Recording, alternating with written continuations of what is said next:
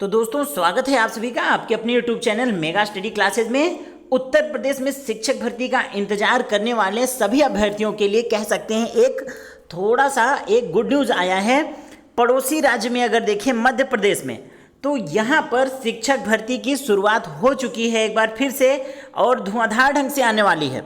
तो जैसा कि मैंने कुछ मंथ्स पहले आप लोगों को वीडियो के माध्यम से बताया था कि कैलेंडर जो एमपी में शिक्षक भर्ती के लिए कैलेंडर मैंने आपको पूरा दिखाया था और बताया था कि इतनी भर्ती ऐसे ऐसे आनी है। तो यहाँ पे इसकी शुरुआत दोस्तों हो चुकी है, लेकिन यहाँ पर इस बार से जो भर्ती का शिक्षक भर्ती का तरीका है, अगर बात करें प्राथमिक के लिए तो थोड़ा सा चेंज हुआ है। चेंज क्या हुआ है, पहले यहाँ पर जो शिक्षक भर्ती होती थी वो डायरेक्ट एक ही एग्ज़ाम देना रहता था और वो था एमपी टेट। क्लियर? तो वो एग्ज़ाम देने के बाद आप अगर क्वालिफाई करते हैं और मेरिट में आते हैं तो आपका सीधे सिलेक्शन होता था, ठीक है। लेकिन इस बार से ये इसमें परिवर्तन किया गया है। प्राथमिक शिक्षक के लिए यहाँ पर पात्रता परीक्षा कराई जाएगी। ध्यान दीजिए, प्राथमिक शिक्षक की पात्रता परीक्षा कराई जाएगी और यहाँ प्राथमिक शिक्षक को वर्ग 3 के अंतर्गत रखा जाता है। क्लियर है? इतना क्लियर? तो पात्रता परीक्षा होगी और उसके बाद कह सकते हैं अपने सुपर टेट की तरह, अपने यूपी की तरह सुपर टेट होगा। पात्रता में अगर आप क्वालिफाई हो जाते हैं, 90 नंबर आपको मिल जाता है 60%, तो आप क्वालिफाई हो जाएंगे। फिर रिजल्ट आने के कुछ दिनों बाद आपको भर्ती देखने को मिलेगी। यहाँ की खासियत यह है कि पात्रता परीक्षा के बाद आपको भर्ती देखने को मिलेगा। क्लियर? अब आपको करना क्या है, शिक्षक भर्ती के लिए आपको पात्रता परीक्षा देनी होगी और ऐसा नहीं है कि सीटेट क्वालिफाई है तो नहीं देना है। आपको यहाँ पे एग्ज़ाम जो है आपको देना ही देना है।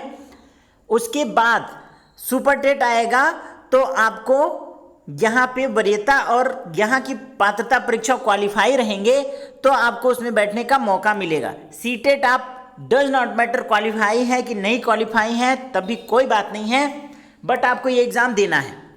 अगर बात करें कि इसका ऑनलाइन फॉर्म कब से फिल होगा, तो 1 अक्टूबर से, ध्यान दीजिए दोस्तों, 1 अक्टूबर से इसका ऑनलाइन फॉर्म फिल होगा और 15 अक्टूबर तक इसका फॉर्म फिल करने की अंतिम तिथि है। ओके? और जब आप फॉर्म फिल कर लेंगे तो अगर बात करें कि इसका एग्ज़ाम कब होगा, ध्यान दीजिए, तो 10 नवंबर से एग्ज़ाम इसका शुरू हो जाएगा और ऑनलाइन होगा। एग्ज़ाम पद्धति इसकी ऑनलाइन होगी। और यहाँ पे एक बात ये भी जानने की ज़रूरत है कि यहाँ पे एग्ज़ाम जो है वो कई दिन चलते हैं। मतलब आपको 15-20 दिन, 15-20 शिफ्ट में एग्ज़ाम होंगे। यहाँ पर 10 नवंबर से प्रारंभ होगा, तो कह सकते हैं नवंबर का पूरा महीना फिर एग्ज़ाम होगा। और जिस डेट पे आपका एडमिट कार्ड आएगा, आपका एग्ज़ाम जो भी किसी भी डेट पे पड़ सकता है, 10 नवंबर, 11 नवंबर, 12 नवंबर, 20 नवंबर, कभी भी आपका एग्ज़ाम का डेट पड़ सकता है। 10 नवंबर से एग्ज़ाम शुरू होंगे, ऑनलाइन होगा। और एक ख़ास बात ये भी है कि आपको रिजल्ट का इंतज़ार नहीं करना होगा बाद में, क्योंकि आप जब यहाँ पे ऑनलाइन फॉर्म फिल होते हैं, ऑनलाइन एग्ज़ाम्स होते हैं और जैसे ही आप सबमिट करेंगे तो जितने मार्क्स आपके आएंगे वो आपका तुरंत सबमिट होने के बाद ही पता चल जाता है। तुरंत आपको दिखाएगा कि आपके इतने क्वेश्चन सही हैं। क्लियर? तो आप वहाँ से खुश होकर के, एग्ज़ाम हॉल से आप खुश होकर के, दुखी होकर के, वहीं से आपका डिसाइड हो जाएगा कि आप क्वालिफाई हैं कि नहीं। यहाँ पर ये चीज़ थोड़ा सा डिफरेंट है अदर स्टेट से। तो ऑनलाइन एग्ज़ाम होगा और उसी दिन जैसे ही आप अपना एग्ज़ाम दे करके सबमिट करेंगे क्वेश्चन पेपर ऑनलाइन कंप्यूटर पर, वैसे ही आपको बता देगा कि आपके 100 क्वेश्चन सही हैं कि 110 सही हैं कि 120 सही हैं। नॉर्मलाइजेशंस होते हैं दोस्तों, तो वो ज़रूर होगा। ठीक है? मान लिया आपके 100 क्वेश्चन सही हैं, 90 लाना है आपको, तो क्वालिफाई, नो प्रॉब्लम। आपको 90 से ही अभी मतलब है, क्वालिफाई रहेंगे तभी आप सुपर टेट वाले में बैठ सकते हैं। क्लियर है? अब बात करते हैं कुछ और। देखिए, मैंने आपको बता दिया कि ऑनलाइन फॉर्म आपको 1 अक्टूबर से फिल होगा 15 अक्टूबर तक, और एग्ज़ाम परीक्षा पद्धति आपकी ऑनलाइन है। संशोधन आप 20 तारीख तक कर सकते हैं। एग्ज़ाम आपका संभावित तिथि दिया है 10 नवंबर से दिया है। प्रथम और द्वितीय दोनों पाली में आपके एग्जाम्स किसी भी पाली में पढ़ सकते हैं।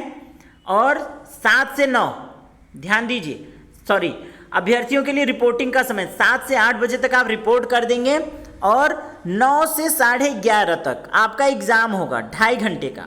अगर दूसरी पाली में है तो आप 12:30 से लेकर 1:30 तक आप एंट्री ले लेंगे किसी कीमत पर।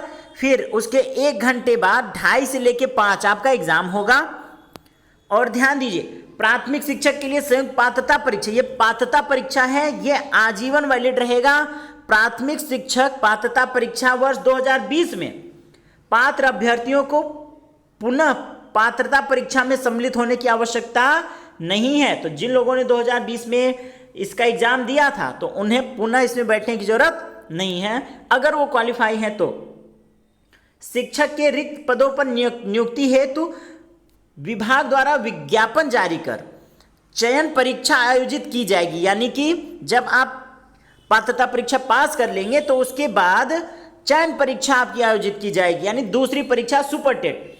पात्रता परीक्षा में अर्ह अभ्यर्थियों को शिक्षक चयन परीक्षा में सम्मिलित होना होगा। नियुक्ति के लिए विज्ञापन एवं प्रक्रिया राज्य शासन के आदेश द्वारा निर्देशित है। आपका जो परीक्षा का एग्जाम का सिटी होगा वो आप देख सकते हैं, बालघाट, भोपाल, ग्वालियर, इंदौर, जबलपुर, खंडवा, नीमच, रतलाम, रीवा, सागर, सतना, सीधी और उज्जैन, ये आपके दिए गए हैं सिटी का नाम, जहां पर आप अपना सेंटर ले सकते हैं।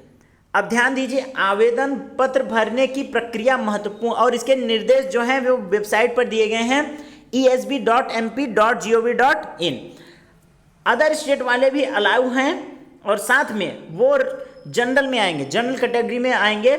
और ध्यान दीजिए, केवल मध्य प्रदेश के मूल निवासी, जो मध्य प्रदेश के मूल निवासी हैं उनको ही रिजर्वेशन का फायदा मिलेगा। 500 रुपये है फॉर्म भरने का फीस, क्लियर है।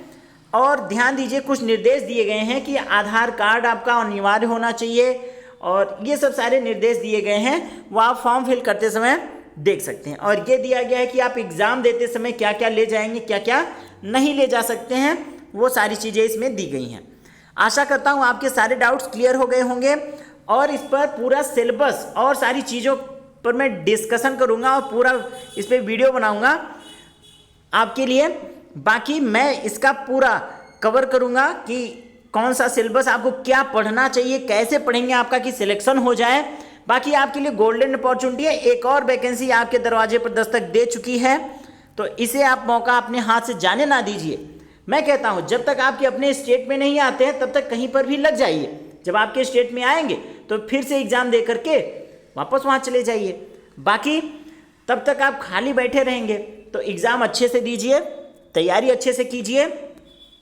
और इसके अलावा इसका पूरा सिलेबस और इस पर पूरा वीडियो कैसे पढ़ना है, क्या क्या पढ़ना है, वो सारी चीज़ें मैं आपको बताने वाला हूँ नेक्स्ट वीडियो में। आशा करता हूँ आपके डाउट्स क्लियर हो गए होंगे। मिलते हैं फिर नेक्स्ट वीडियो में, तब तक के लिए goodbye, thank you and take care, thank you.